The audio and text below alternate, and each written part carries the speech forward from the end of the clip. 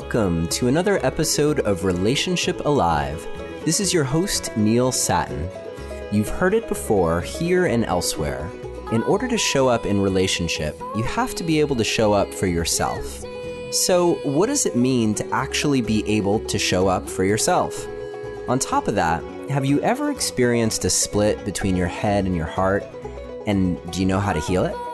I've heard time and time again with friends and clients that my heart wants one thing and my head wants another. But being able to feel like you're fully in alignment is not only possible, it's required for you to be able to be fully you in your life. Today's guest is Dr. Margaret Paul, psychologist and co-creator of Inner Bonding, and the author of the book, Inner Bonding.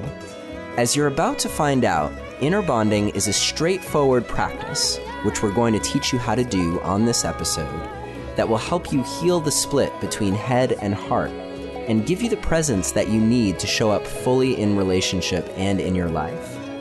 It's helpful for addiction and depression, as well as breaking patterns of codependence and jealousy in relationship. Margaret is also offering a free signed copy of her book, Inner Bonding, to a lucky listener. So you can download the show guide at neilsatin.com/innerbonding or text the word passion to the number 33444 and follow the instructions there to qualify. If you can't tell, I'm really excited about today's conversation. So, Margaret Paul, thank you so much for joining us here on Relationship Alive today. You're welcome. I'm looking forward to it. I'm so excited for this conversation. I've been reading your book and taking notes, and I realized at one point that there was just no possible way that we were going to be able to cover everything.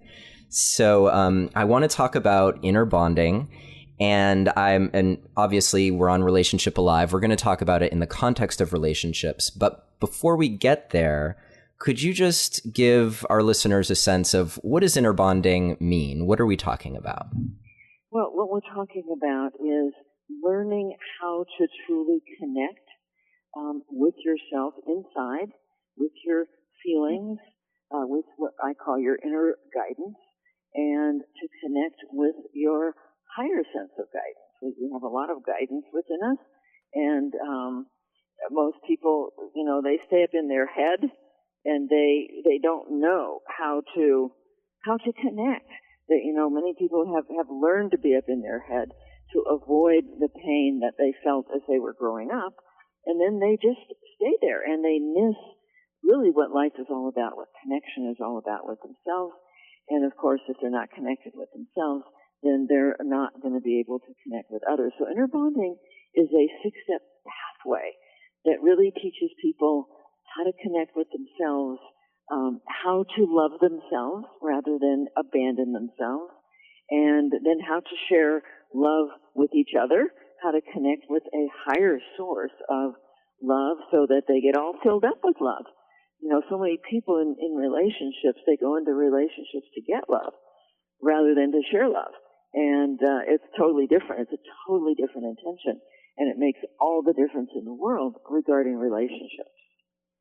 Yeah, I was struck by the way that you talked about how if you are abandoning, as you talk about in the book, your inner child, and I think it will be important for us to qualify what we mean by inner child, because that's a term that's tossed around all over the place. And so I want to be really clear for our audience what we're talking about. But how if you go into a relationship as a child looking for an adult, then that's going to give you a completely different experience than if you're going in that bonded state or navigating back to the bonded state over and over again when you're in a relationship. Well, exactly. We define the inner child as our core self, our essence, the part of our soul that is within the body, the spark of God within us, and it is our feeling self. It communicates very often through feelings, and so if we're numbing out our feelings by staying in our head or turning to addictions, then we're missing that huge source of internal guidance, that internal GPS. And so when we talk about the inner child, we're referring to our true self, that essence, that beautiful essence that's within each of us. And is there a reason that you chose to call it a child versus just your inner essence?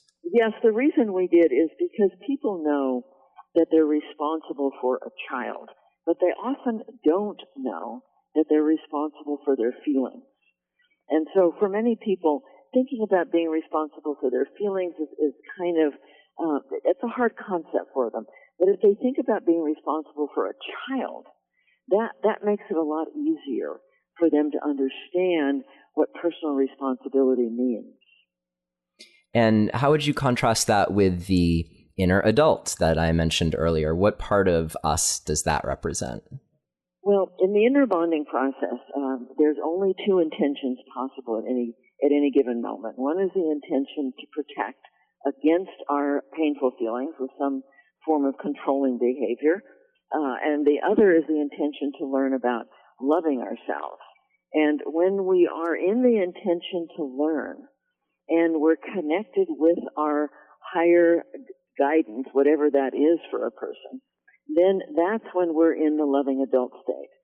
The loving adult is a connected aspect that is able to take action based on what's in our highest good. And we get the information of what's in our highest good from our higher guidance. And in the inner bonding process, we teach people how to connect to that source of love and that source of wisdom. So they don't feel like, they have to make it up or they have to turn to others or they're just hanging out in life alone. They know that they're always being guided in their highest good, supported in their highest good.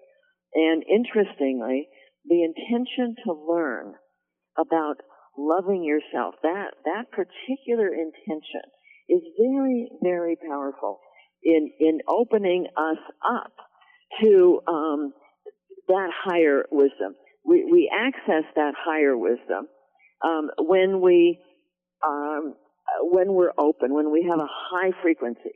That's what we call it, a high frequency. And frequency is the energy level at which we vibrate. And for example, a low frequency is anger or fear or judgment, and a high frequency is love and peace and joy.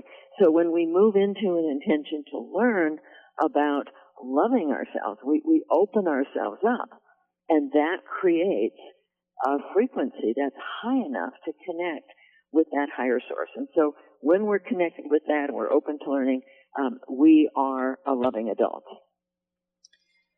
And something that I appreciated about what you wrote was that I think if you look at it as simply your inner adult and your inner child, and that, from that place you're supposed to be parenting your child, that a lot of people, I think, in that situation would feel like, well, I don't necessarily know how to be a good parent to my inner child. I mean, that's half the problem, right? Is that I didn't get the parenting that I needed when I was a kid. So I really appreciated how that's an important step of the process, is identifying your adult as the part of you that's responsible, that's making choices, that's taking action.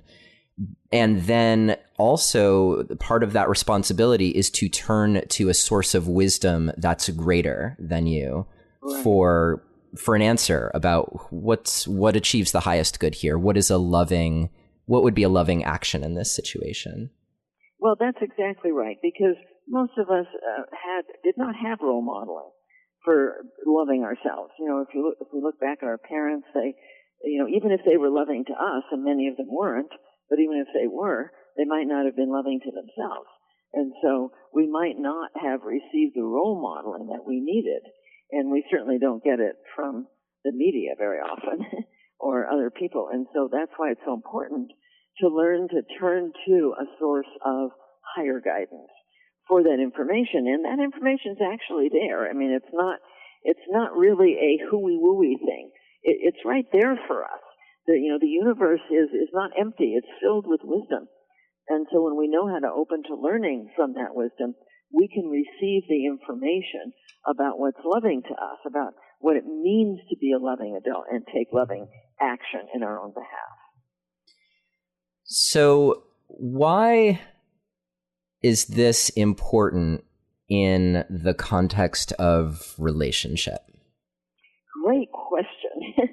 So, if you come into a relationship disconnected from yourself, feeling empty, feeling unworthy, and then you expect this other person to give you your sense of worth and your safety and to fill you up, and that other person comes in the same way because we attracted our common level of woundedness or our common level of health. So if we're abandoning ourselves and we feel empty and unworthy, we're going to attract somebody who's also abandoning themselves and feeling empty and unworthy. And then we're each going to expect the other person to love us in the way that we weren't loved or that we feel that we need to be loved and to fill us up and make us feel good about ourselves. Well, people do that at the beginning because they're on good behavior. But when they're not connecting with themselves and they're not loving themselves, they just become emptier and emptier, and then they get very resentful that the other person is not giving them what they need, and they become more and more controlling to try and get love and avoid pain and feel safe with that person.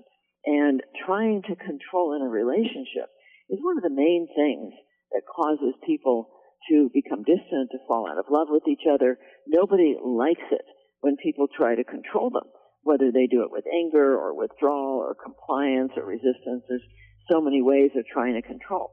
And so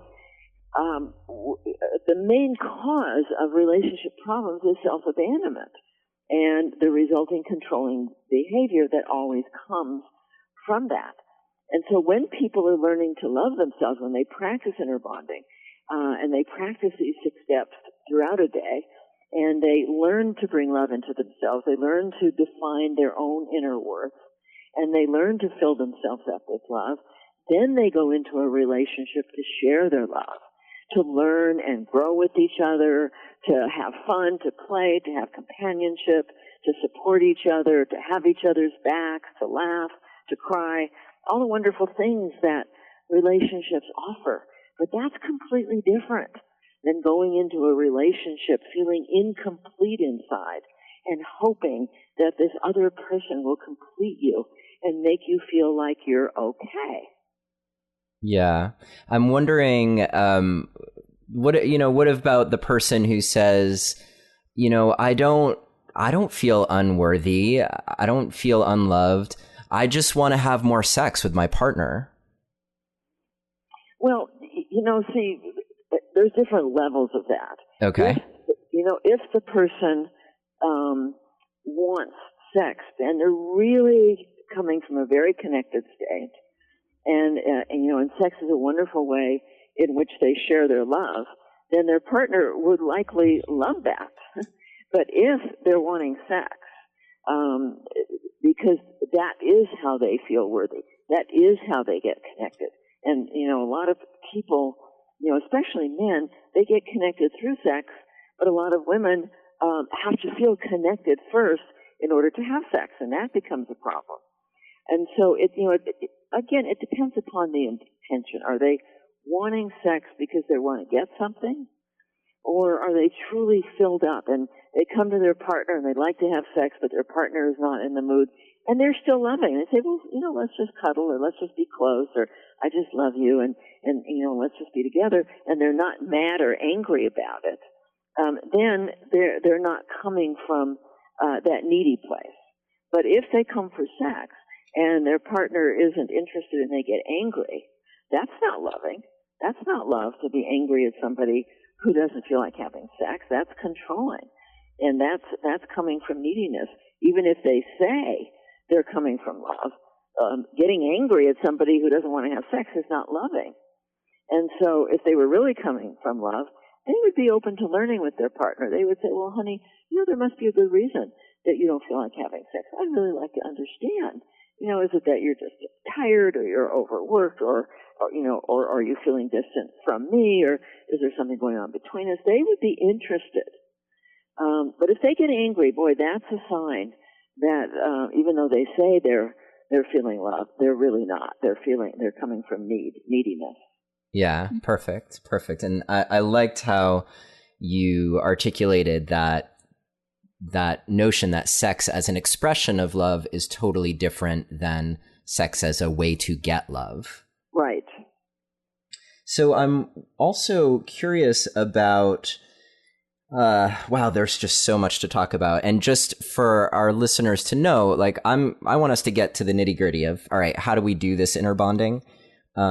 Before we do, just another word on the problems, like when you're not inner bonded and you're in relationship, how does that amplify? So it may start as just you're trying to get your needs met by your partner, but let's say you're in the honeymoon phase of relationship, it doesn't matter so much because you're being bathed in all those neurochemicals. But you get to that point where the dichotomy between narcissism and empathy starts to get wider and wider and wider versus people being in balance, or power struggles come into play. Right. So, what does it look like at the beginning when things might start to go awry, when you have just, say, two lovers who aren't necessarily fully in a committed relationship with each other, versus where it can lead beyond that in terms of problems?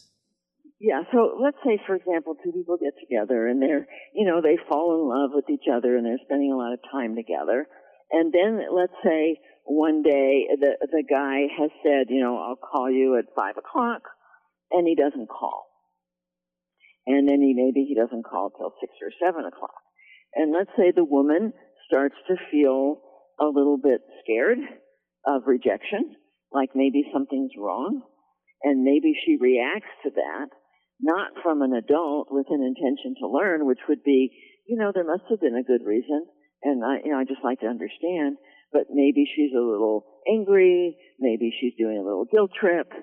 Now, if she does that because of her fear of rejection, then perhaps he has a fear of engulfment, of losing himself. These are the bottom line fears, the fear of losing the other person and the fear of losing yourself.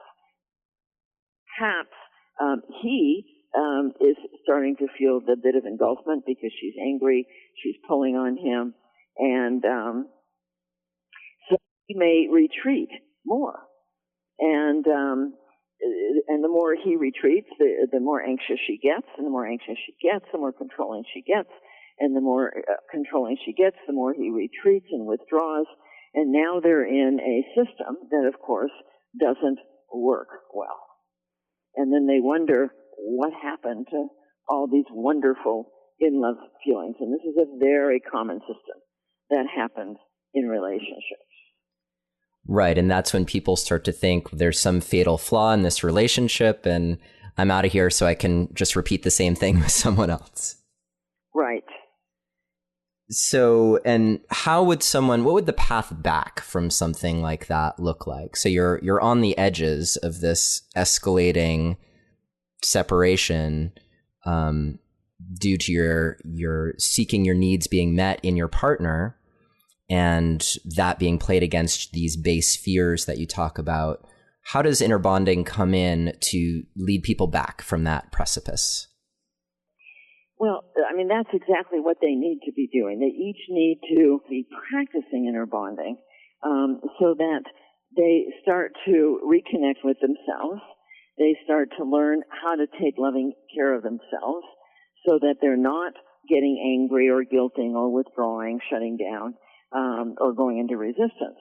And so, for example, in a situation like this, if the woman was doing inner bonding and she started to realize that she's getting anxious, instead of taking it out on her partner, she would go inside. She would do an inner bonding process, which would mean that she'd be embracing the feelings of anxiety.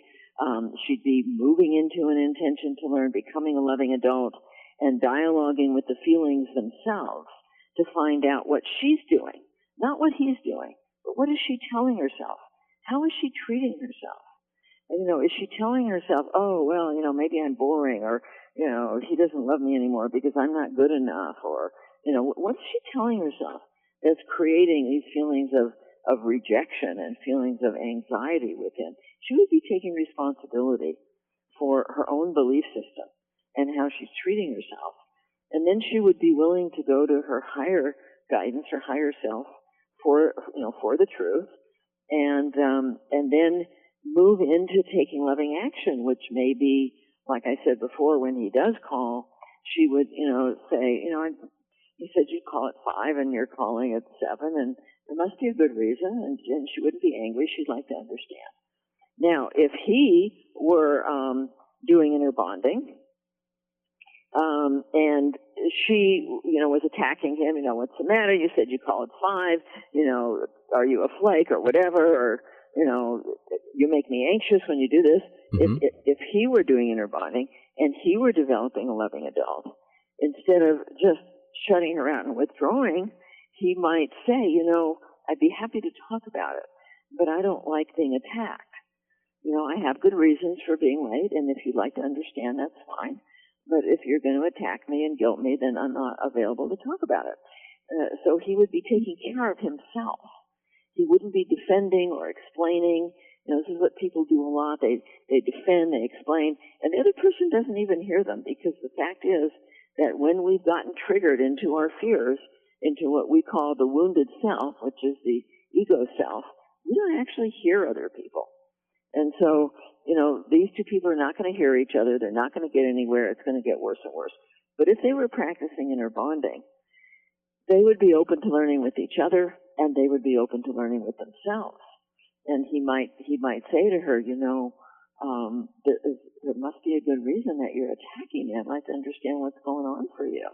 And if she's available, she could start to talk about it. And that's what brings people closer, when they're open to learning with each other, not when they're blaming and attacking and defending and withdrawing and all that. And so as they practice inner bonding and develop their loving adult self, they're much more capable. They can remember to open to learning rather than just go into their learned protections. Yeah, and I think this brings us back to the very beginning of our conversation, where we were talking about what inner bonding is. And so just to simplify for people, it's this capacity for developing an alignment between how you feel, how you're thinking, and then how you're acting in the world in a way that is open to learning, open to possibility, is taking loving action. Did I summarize that okay? Yes, that's absolutely right. And there's a lot of people that are on a spiritual path, and they go up and they connect to spirit, and they kind of bliss out with that, but they never bring that connection down into their feeling self. And so this is called a spiritual bypass, where they're up there, in the stratosphere, but they're not bringing it inside and taking care of their own feelings. It would be like if a child came to you upset, and you're very busy meditating, and you're just, gone, and here this child is crying and upset, but you're just too busy meditating. That's not good parenting. And the same thing happens on the inner level. With a lot of spiritual people, they try all kinds of things to connect and be present with spirit, but not with themselves, not with their own feelings. They don't bring that love that they're tapping into down inside to themselves. In fact, many people will bring that love and compassion into their heart, and they'll send it out to others without bringing it down into themselves. They have no compassion for themselves at all. And then, because they're giving it to others, they expect others to give it to them. They're taking responsibility for other people. They expect other people to take responsibility for them, which is, of course, called a codependent relationship. And then at some point, they get angry. They get upset because here they're giving, and they're not getting anything back. But that kind of giving is also manipulative. That's caretaking. And that's giving yourself up. That's giving to get. And that doesn't work. It'll wear you out. It'll make you sick. It'll deplete you to do that. Yeah, and that the awareness that you have let's say, an uncomfortable emotion, and we probably all know people like this, where they're feeling angry or sad, and then they're just like, well, I'm gonna go do yoga, and, right. And that's very different. I mean, it might be a way of helping them navigate an uncomfortable place, but it's certainly not turning inward to address whatever is causing those feelings. And it sounds like what you're saying is that when you're addressing that inner feeling state, then that brings you to a place that's much more powerful in terms of how you're engaging with the world, in terms of how you're engaging with your own spiritual path. Absolutely, because our feelings have so much information for us. That is our inner guidance, as I said earlier. And let me define that we separate feelings into two different categories. Great. One is what we call wounded feelings. And the wounded feelings are the feelings that we cause by our own false beliefs, our own self-abandonment, our own rejection of ourselves. And this is the anxiety, depression, guilt, shame, anger, emptiness, aloneness. Now, some of these feelings, like anxiety and depression, can also be caused on the physical level. There's a lot of research on how an imbalanced gut sends toxicity into the brain and causes anxiety and depression. So self-abandonment is not the only cause on the emotional level. It may be on the physical level that we're also abandoning ourselves and causing ourselves these feelings. And then there's another category of feelings that are the feelings of life, the painful feelings of life. You know, somebody dies, you feel heartbroken, you feel helpless over the situation, you feel such deep grief, you feel so much loneliness. You feel loneliness when you want to connect to somebody and they're not available to connect to you. You feel such, heartbreak and sorrow when you see people hurting each other. That kind of core painful feeling of life that we all felt, we all experienced as we were growing up, but we were too little to manage these big feelings of heartbreak and helplessness and loneliness and grief. And so we had to learn ways to avoid them. We had to learn to abandon ourselves. We had to go up in our heads.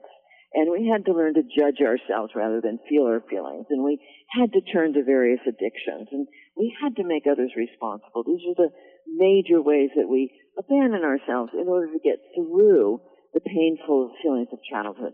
But now, we need to learn to lovingly manage these feelings. These feelings also have important information for us, but we don't want them to get stuck in the body. Stuck feelings can cause illness. If we don't deal with our loneliness and our grief and our helplessness over others and our heartbreak, those stuck feelings can make us quite ill and cause us a lot of internal pain as well. And so that's what, most people have learned so many self-abandoning ways to avoid their core painful feelings. But with the inner bonding process, where we learn to open to the higher source of love and bring that love and compassion and gentleness and tenderness inside for these core painful feelings, then we don't have to go into our self-abandoning behavior, which is what creates all those wounded feelings. So all feelings have information for us. So when we're feeling anxious or we're feeling depressed or angry, we want to go in and say, how am I treating you? What am I telling you that's causing you to feel this way? What am I avoiding by abandoning you? And there's so much information there. And so when people just, like you said, go to yoga, there's nothing wrong with going to yoga. That may be the loving action, but that's a good thing to do after having explored the feelings, not instead of exploring the feelings. Right. And we've talked a lot on this show and other episodes about developing a feeling of curiosity for your partner, of compassion, of empathy, and maybe an important step, or not maybe, it sounds like an important step, is that you really need to come from a place where you've developed that compassion for yourself before you're going to be effectively compassionate for another person. Yes, that is exactly right. And that's why practicing inner bonding is so important. It's a very compassionate process. And it is about learning to connect to that source of love and compassion and bring that in for ourselves, for our own feelings. And then we can share that with others in a very true, loving way. It's my experience that love and compassion These are not feelings that we actually generate within our being. They're feelings that we open to and allow in. That's what spirit is. Spirit is love and compassion and peace and joy.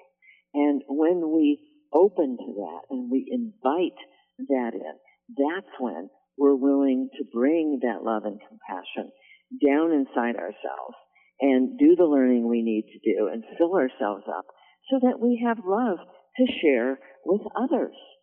You know, what happens, like I said before so often, is if we're sending that compassion out first instead of in first, we're creating a deep emptiness and aloneness inside. And we're going to eventually get really angry and depleted when we do that. Right. I think in your book, you had a diagram of when your inner adult and inner child aren't united, then it creates this big space that people are filling with whatever behavior is helping them feel full. But then once you unite them, the desire for those kinds of behaviors, it doesn't even have a place anymore in terms of how you feel within. Well, that's right. And so as people are, they're addicted to food or alcohol or drugs, or they're addicted to sex or to porn, or they're addicted to approval or to anger or whatever they're addicted to, when they start to learn how to fill themselves up with the love that they need, because, the emptiness indicates a lack of love. That's what it's really indicating. It's not indicating a lack of alcohol or drugs or food or anything like that. It's indicating a lack of love. And so when people learn to bring that love inside, they find that these addictions just start to fall away. It's not even hard at that point because they're no longer feeling the emptiness that they were trying to fill up externally. Great. So let's get practical. And I want to just recommend to everyone your book, Inner Bonding. It's so fantastic, not just for creating a deeper understanding of how the process works and helping you navigate through it, but also seeing how inner bonding can be useful in so many different situations with a lover, with your spouse, with your parents. So it's really comprehensive in terms of seeing how it applies as well as how to use it. Definitely recommend. And then Margaret also has a number of online courses and products that she offers through her site, which is innerbonding.com. There's a free 7-day course. We'll have a link to that on our site. There's also a 30-day program that's all about loving yourself. And then there are some products that are all related to relationships. So you can go to neilsattin.com/innerbonding, and that will give you links to Margaret's site and all of these specific things, as well as her book on Amazon. And speaking of the book, Margaret has also generously offered to give away a free signed copy to a lucky listener. So if you download the show guide for this episode within the first week of its airing, or you text the word passion, PASSION, to the number 33444 within that first week, then that will qualify you to win that signed copy of Margaret's book, Inner Bonding.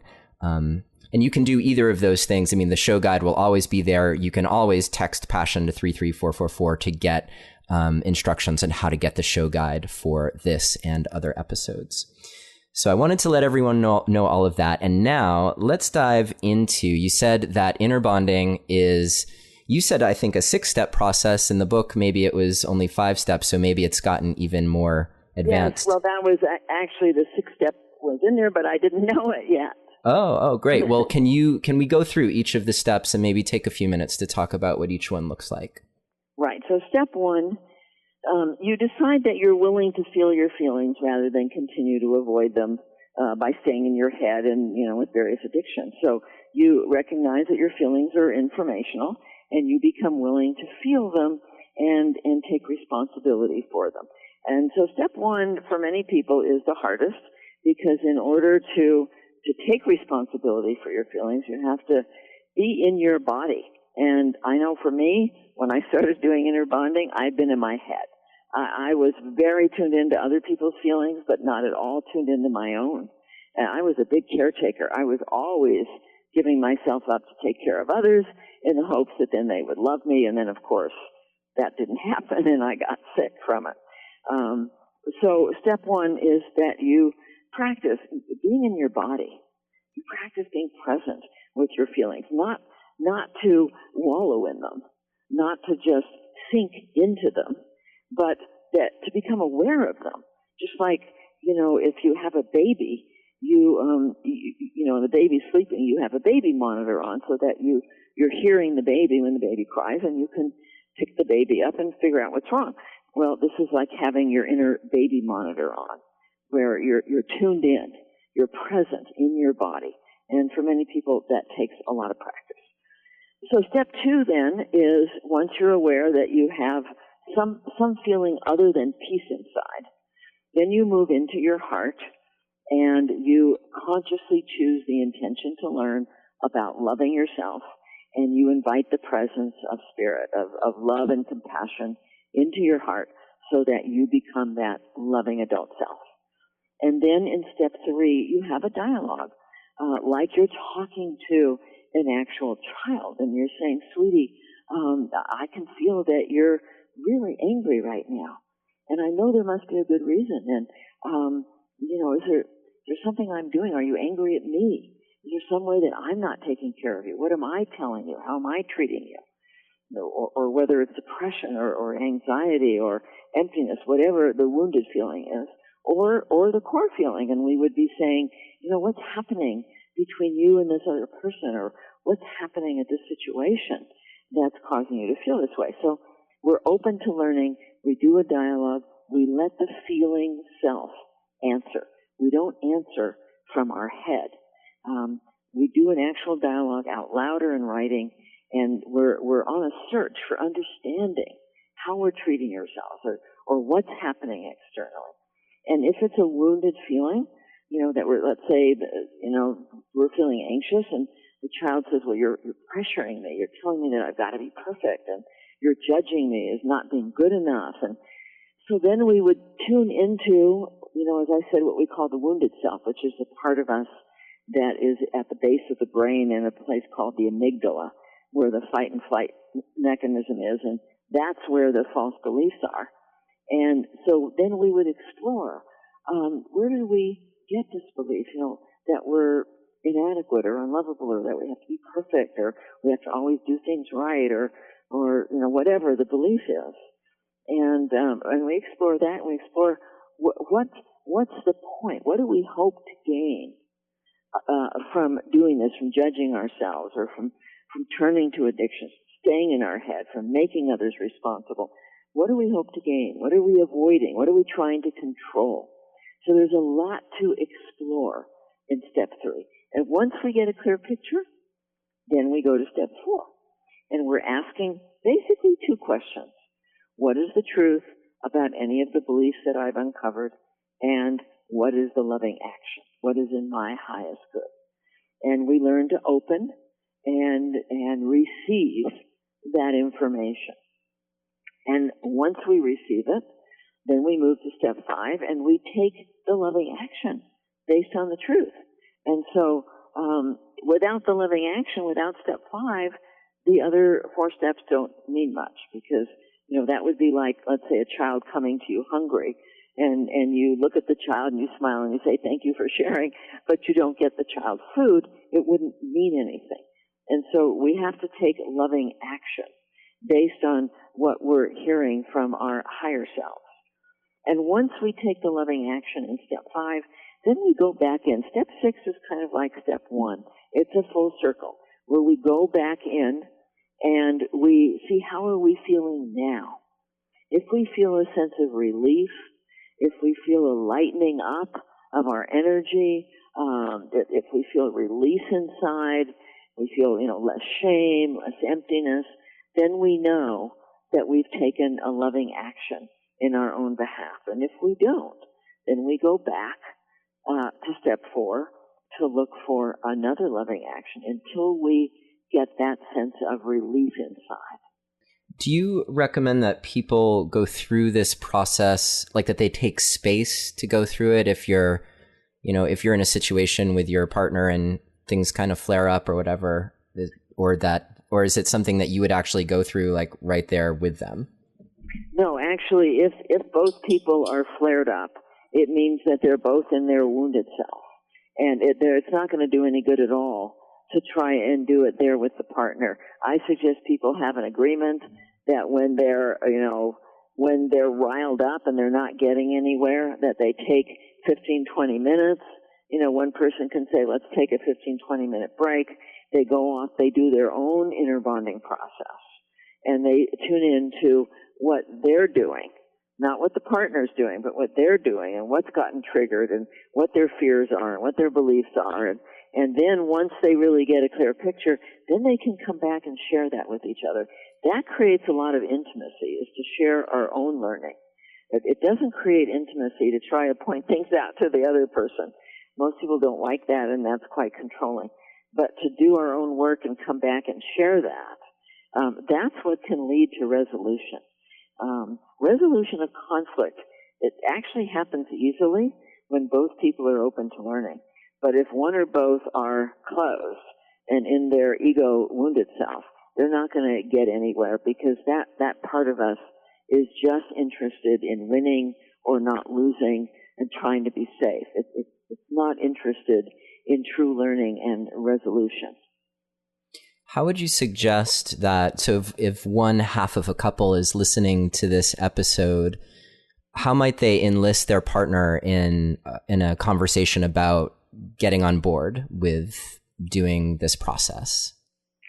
Well, there's a number of ways. I mean, some people just aren't going to be interested at all. And if you know they're not going to be interested, you just do your own work, because sometimes just doing your own work can have a huge positive effect on a relationship, because a relationship is a system. When one person changes their end of the system, the whole system changes. But if you think that your partner is going to be available, then, go to our website, download the free course. That's a great way to get into it. We have a 2-hour intro video that goes over the inner bonding process. That's a great way to get into it. And so it just depends on, whether you think your partner will be open to this or not. But there are, or to read the book, Inner Bonding, or Do I Have to Give Up Me to Be Loved by God? These will all be very helpful in learning the inner bonding process. But if you know that your partner is just not going to be interested, that he or she is going to go into resistance, that, they're going to put you down or tell you, oh, you're off on some other hooey-wooey thing or whatever, don't give me that psychobabble. If you know that that's going to happen, then just do your own work. And that can be extremely powerful in shifting a system. However, I always warn people that when you're going to do your own work without your partner, you don't know what direction it's going to go in. It could get way better and it could get worse. But in either case, there's going to be change. And if it gets a lot worse, then that may be an indication that it's just not the right relationship for you. Right. And if it gets worse, it's getting worse not from a place of escalating dysfunction, but from at least one of you becoming more and more functional and upsetting the cart from that perspective. Yeah. Right, because you got together, like I said, at your common level of woundedness. If one person is moving towards health and the other person refuses to do that, then of course it might get a lot worse, and then that relationship might not survive. Yeah, one thing that I was wondering about when I was reading the book was when you're in a situation where one person, let's say, is feeling hurt, and what wasn't completely clear to me was, how would you know when it's a time to separate and attend to your inner child versus like that partner saying, I could really just use some tenderness right now, and offering the tenderness being a healthy thing? Yeah, well, let me say that there's two kinds of hurt, and that makes all the difference. Great. There's hurt feelings, which we feel hurt feelings generally because we're telling ourselves some lies. We're telling ourselves that we're not good enough, or we should have done this, or we should have done that, or it's all my fault, and I'm not handsome enough, I'm not pretty enough, I'm not smart enough, and that's going to really hurt your feelings. But then there's what I call hurt heart, which is your partner is just being unloving to you, and that is definitely going to hurt your heart. Now, when the feelings are hurt, you need to go off and do an inner bonding process and see what you're doing to cause that. But when your heart is hurt, it's really important to speak up for yourself, to say to your partner, that really hurts my heart. That just feels very unloving. It hurts my heart, and I'm wondering if we can talk about it. I'm wondering if you're open to learning about what's going on here. If the partner is, then great. Then that tenderness can be there. But very often, if somebody is hurting your heart, unfortunately, they're not going to be open to knowing that. And so trying to reach out for that comfort or tenderness isn't going to be helpful. Now, if your heart was hurt like at work, for example, and you come home and you say to your partner, oh, my heart is just really hurting. I feel so hurt by what happened. I need a big hug. Of course, that's part of what a loving relationship is all about, is being there for each other. It's not about dumping our feelings on the other person, but it is about asking for support and caring as we learn to manage our own feelings. So how about in the other end where, let's say, two people are both on board with inner bonding, what's a good way for them to support each other in that process to, wow, it seems like you could go have that conversation with your inner child about now, or what are some good ways for them to support each other? Yeah. I mean, they could say that. They could say, you seem upset. Would you like my help in going inside? I'm here for you. Would holding you help? To go in and see what's really going on. I love you, and I want to be here for you. That's wonderful. That's fantastic when people can be there for each other in that way. And it's not so much the words. People get hung up on the words, but the fact is that when the intention is loving, when the intention is to learn, that's what comes through. It's the energy that people pick up. They could say the exact same words, but if their intention is to control, then that other person is not going to feel supported. That not going to feel the love coming through them. So we can't hide our intention. In fact, here's an example of that where one of my clients was feeling very hurt by a situation that had nothing to do with her husband. It was an outside situation. And her husband came and put her hand on her shoulder and said, I'm here for you. I'd like to support you. But to the woman, it felt yucky because in her experience, her husband was always wanting sex. And he would use any vulnerable opportunity to try and get her to have sex with him, even saying that he would be there for her when she was hurting. And so she picked up the energy of his wanting something from her rather than his giving something to her, even though the words sounded supportive. So it's really all about energy, and people need to learn to trust themselves. That's a big part of what happens with inner bonding. So many of us, we're taught not to trust what we're picking up regarding energy. And we were told, and I was told all the time, well, don't be ridiculous. That what I was experiencing, what I was seeing was wrong and ridiculous. And so, of course, I learned not to trust what I was picking up. And then I had to relearn that. And so that's what inner bonding, one of the things inner bonding does for people is it helps them start to trust their own inner knowing and what they're picking up, so that if somebody says to you, I'm here for you, but they're really saying it from a manipulative place, you're going to pick up the energy of that and trust that rather than dismiss it. Right. And so that's a perfect example of, how if you're someone who is offering support and it's not being met with receptivity, then that would be an indication that your own work with inner bonding could get you to a place where you could actually offer that support from a more genuine place, a place that was more trustable. Yeah, that's exactly right.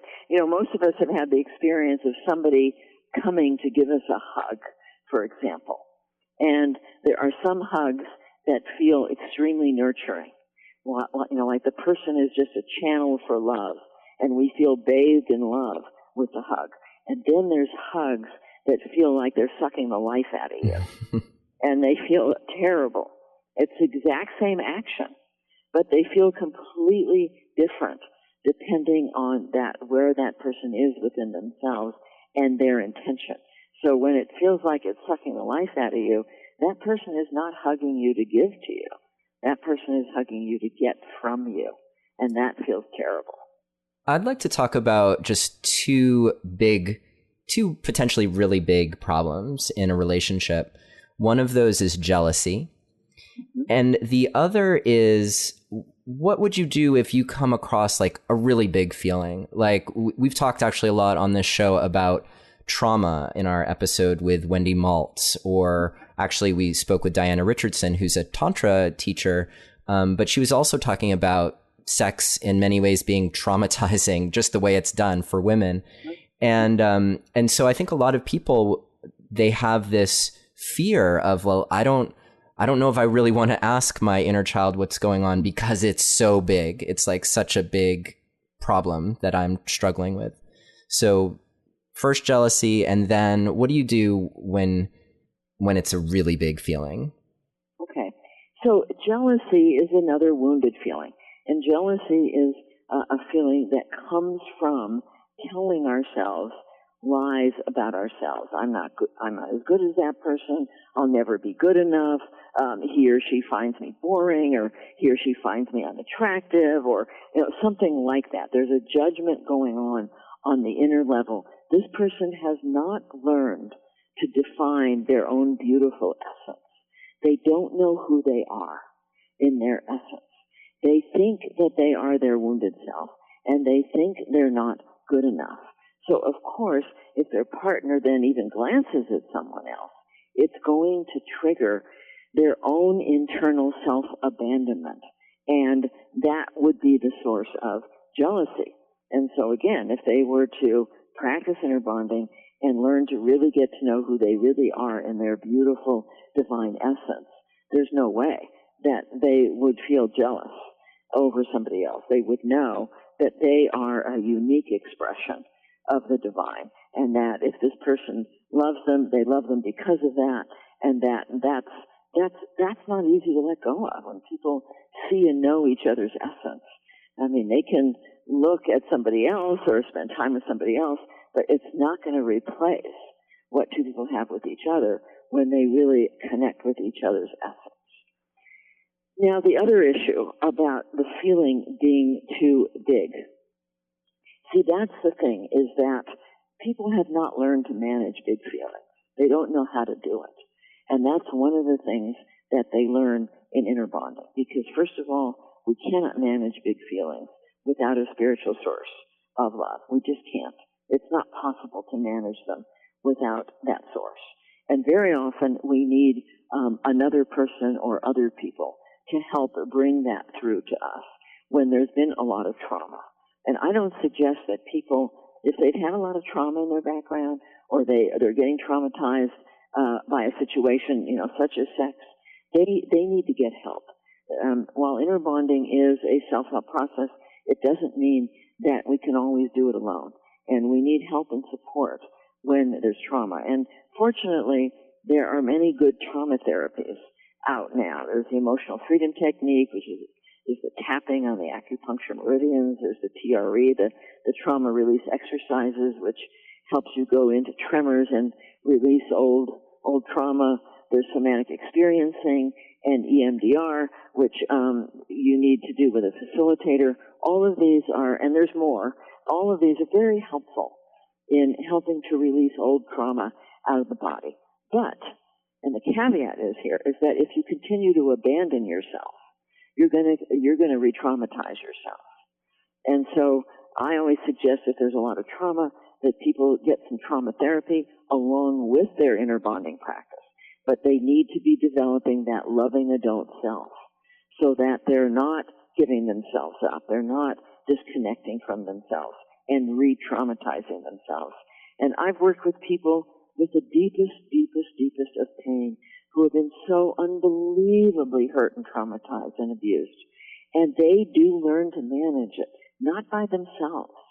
You know, when they get held in love with somebody who can bring that through and help them to connect on that level with that love within themselves and love with spirit, they learn to open to that, and it gets released out of their being. And I like to think of partnership too as a healing journey for the people who are in relationship with each other.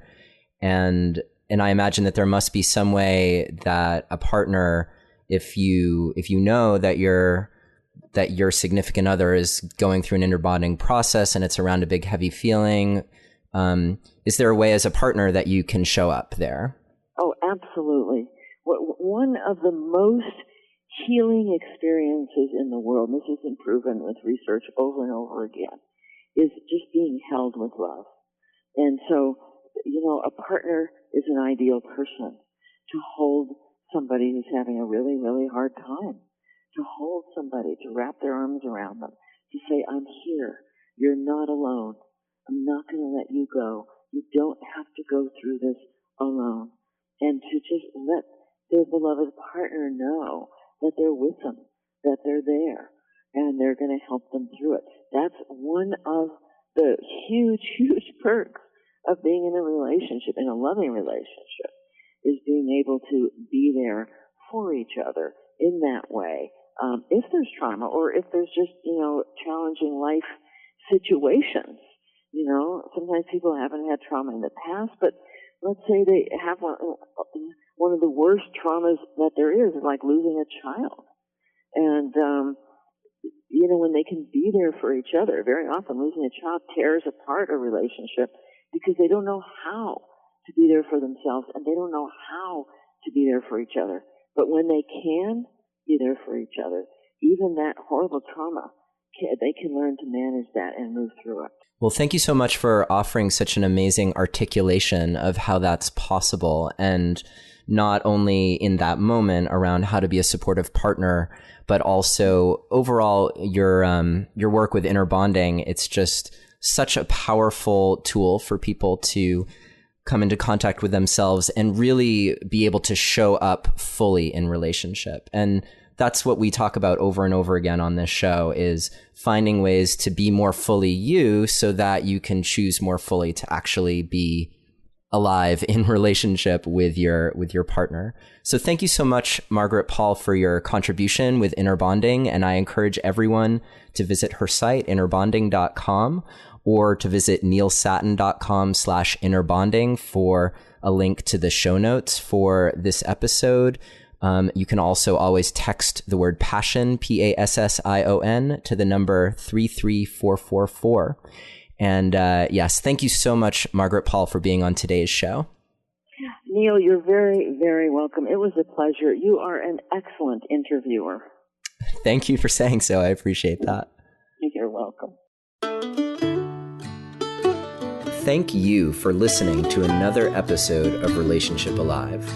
If you like what you've heard and want to make it easier for other people to find out about us, please take a moment to subscribe to our podcast and to rate and review us on iTunes.